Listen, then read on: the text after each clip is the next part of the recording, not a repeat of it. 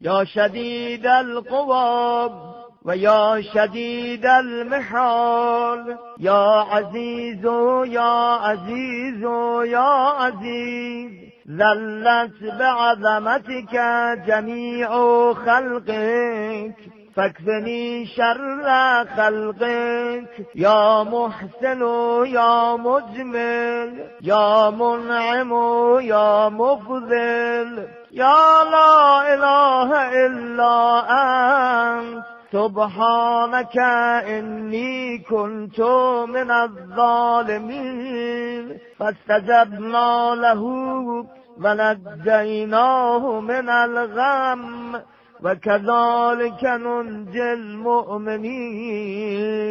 وصلى الله على محمد وآله الطيبين الطاهرين.